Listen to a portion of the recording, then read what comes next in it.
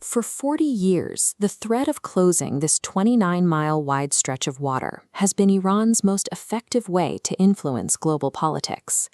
By shutting the Strait of Hormuz, Tehran can effectively hold the world's energy supply hostage. This choke point handles an immense volume of global resources. Every day, 20 million barrels of oil, 25% of global seaborne oil trade, and 20% of all liquefied natural gas, or LNG, must pass through here.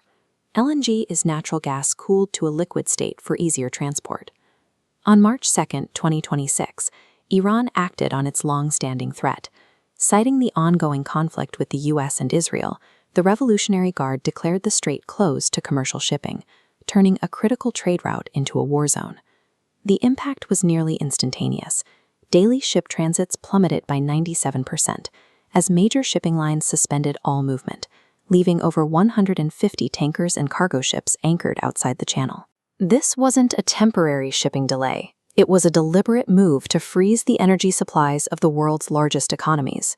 By stopping the flow of oil and gas, Iran effectively seized control of the Asian energy market and the global economy. Global energy markets reacted to the news within hours.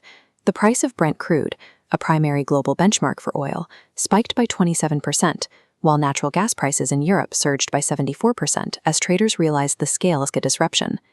Beyond the price of the fuel itself, the cost of moving it began to spiral. At Lloyd's of London, war risk insurance premiums for vessels in the Persian Gulf quadrupled, adding hundreds of thousands of dollars to the cost of a single voyage. Iran's strategy was to use this financial pain to create political pressure. By triggering global inflation and supply chain panic, Tehran aimed to make the cost of the war so high that the United States and Israel would be forced to halt their military operations. The conflict now rests on a single tension. Tehran is betting that the global economy will break before its own military does. To maintain this blockade, Iran uses a naval doctrine known as anti-access area denial, or A2AD. This is a military strategy designed to prevent an opponent from entering or moving through a specific area of sea or air.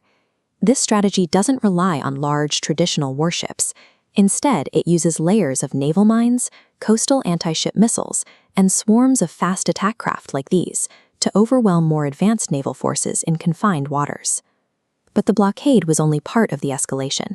Iran launched over 400 ballistic missiles and 1,000 drones in a simultaneous attack on all 6 members of the Gulf Cooperation Council, or GCC, a regional union including Saudi Arabia and the United Arab Emirates.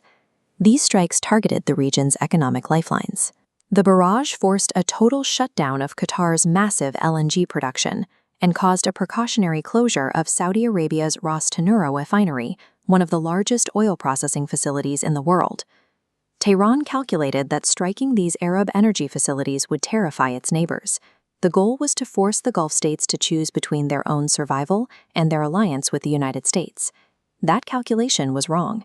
Instead of demanding a U.S. withdrawal, the Gulf states abandoned their traditional neutrality and prepared for direct military confrontation with Iran. Qatar, usually a mediator in the region, took the most drastic action. Qatari forces shot down 2 Iranian Su-24 bombers and reportedly launched retaliatory strikes directly into Iranian territory after thwarting an attack on its main airport. In Riyadh, Saudi Crown Prince Mohammed bin Salman moved his military to full alert. The Saudi government warned it was prepared to strike Iranian oil facilities if the attacks on its own energy infrastructure continued. While the Gulf states mobilized, the U.S. Navy began systematically destroying Iran's advanced fleet. In a single week, U.S. strikes sank or disabled several Shahid Soleimani-class corvettes, highly advanced stealth vessels, while they were still anchored in port. Iran's decision to target its neighbors dissolved the diplomatic status quo. By trying to force neutrality through fear, Tehran instead created a coalition of regional combatants willing to engage in direct warfare. While the regional powers fight, Russia and China are pursuing a strategy of indirect involvement. By staying out of the direct combat, they avoid military losses while reaping the benefits of a weakened West. These powers are providing the tools necessary to keep Iran in the fight. Russia has supplied advanced missile systems, while China provides satellite intelligence and cyber warfare capabilities that allow Iran's smaller fleet to resist U.S. naval power. The goal is to drain American and European military and economic resources. By providing just enough support to prolong the war, Moscow and Beijing can keep Western attention and funding trapped in a messy, expensive conflict in the Middle East. In this long-term strategy, Iran's actual victory is secondary. The real objective is to weaken global Western influence, creating an opening for a shift toward a new global order led by Eastern powers. Before this conflict, many Gulf states viewed Israel as the primary threat to regional stability. That perception has changed. Iran's decision to launch missiles at every one of its neighbors simultaneously has created a new reality. This has led to a rapid military realignment.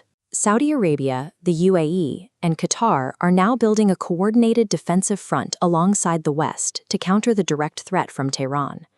There is a deep irony in the outcome of Tehran's strategy. Iran proved it could successfully choke the global economy, but in doing so, it destroyed the regional leverage it had spent 40 years building. The blockade, intended to force a Western withdrawal, instead pushed the region's largest powers into a direct defensive pact with the West, the very outcome Tehran's strategy was designed to prevent.